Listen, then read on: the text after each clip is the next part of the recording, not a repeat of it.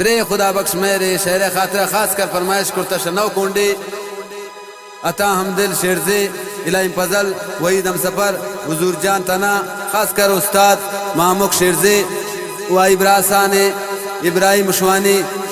गुलामद मुशवानी शदुर बुंचा फरमाइशन आलिम दिलबर शाहजी हम सफर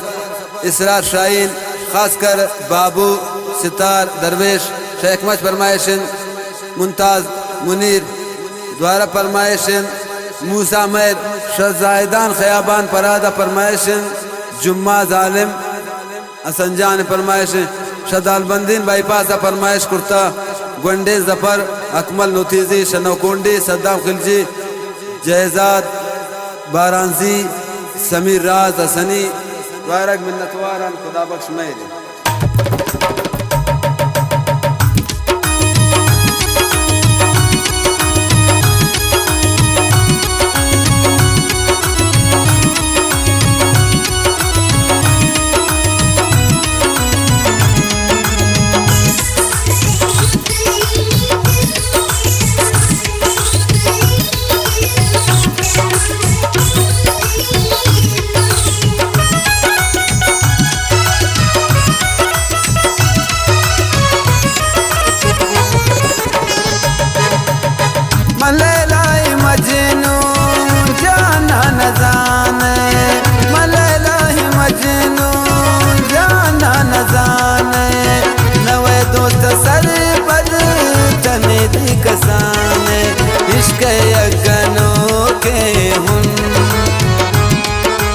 इश्क यकनों के हुन गर्दी पागुला बामन इश्क यकनों के हुन गर्दी पागुला बामन रोजो शब सोचानुन दो रोजो शब सोचानुन दोस्त रोजो शब सोचानुन हज़ाबामन इश्क यकनों के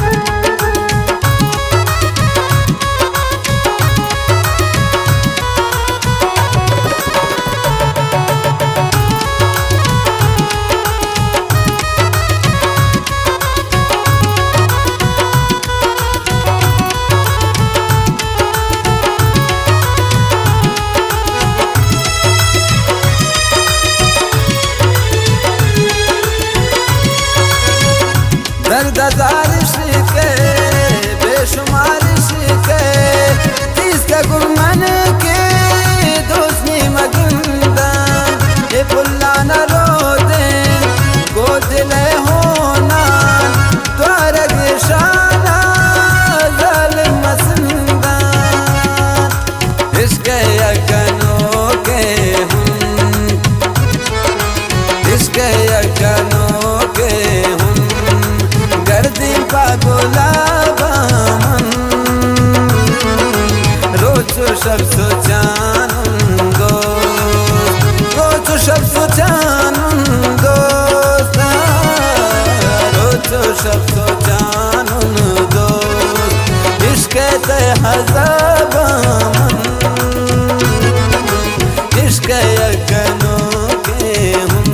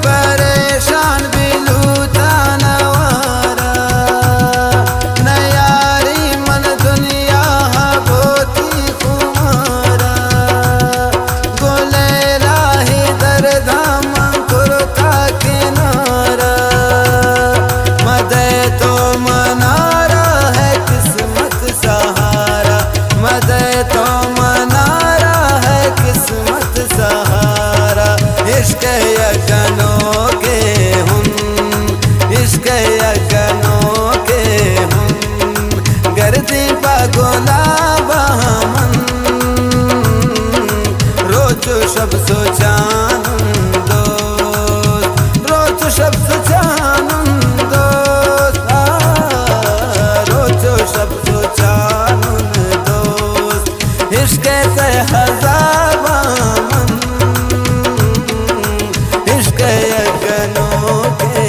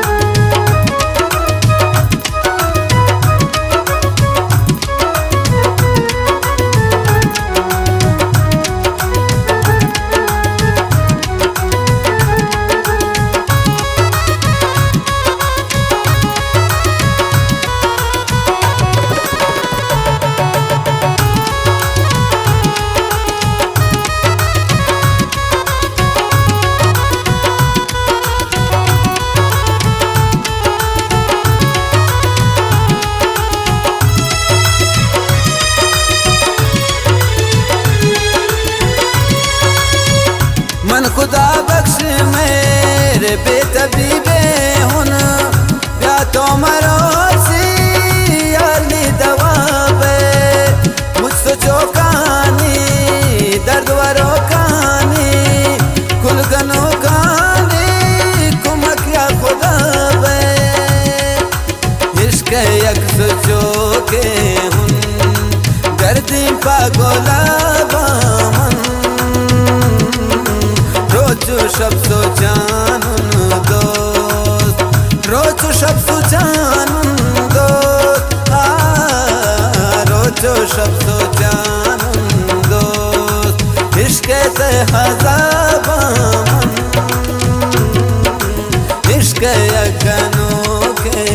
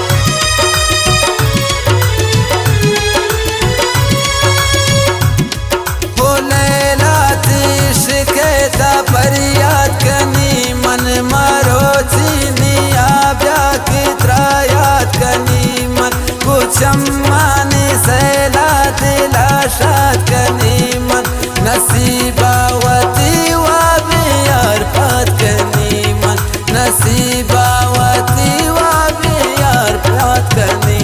मन इश्क यकनों के हुन गर्दी पागोला मन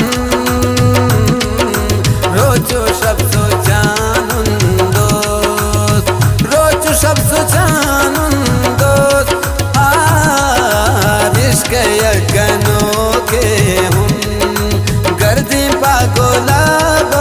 मन रोचो शब